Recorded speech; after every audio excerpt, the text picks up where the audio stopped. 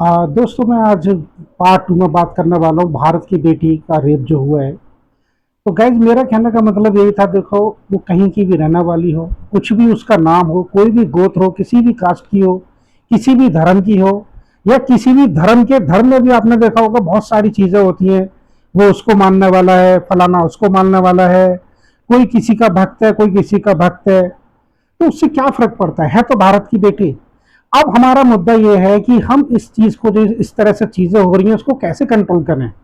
आखिरकार हम किस ऐसे लीडर को वोट दें।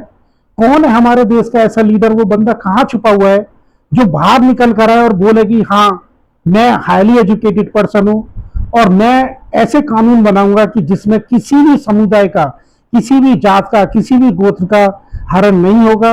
रूल सबके लिए एक होगा और कभी भी किसी उस रूल का कोई मिसयूज नहीं होगा। तो गाइज, आप ऐसे लीडर को ढूंढें, ऐसे को वोट दें।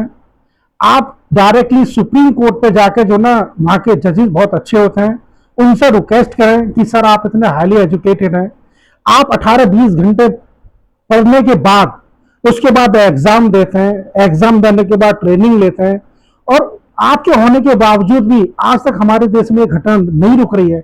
क्या फर्क पड़ता है वो बिहार की बेटी हो, मुंबई की बेटी हो, कलकत्ता की हो, हरियाणा की हो, यूपी की हो, उत्तराखंड की हो, या तेलंगाना की हो, किसी भी हमारे स्टेट की हो, या बांग्लादेश की हो, पाकिस्तान की हो, अमेरिका की हो, क्या फर्क पड़ता है।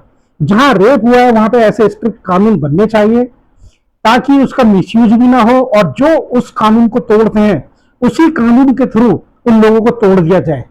मेरा मतलब है कि उनको उसी हिसाब से सजा दी जाए, स्ट्रिक्ट से स्ट्रिक्ट सजा दी जाए, ऐसा कानून बनाया जाए। मैं स्पेशली सुप्रीम कोर्ट के जजेस को यही रिक्वेस्ट करूंगा, आप बनाओ। बाकी मुझे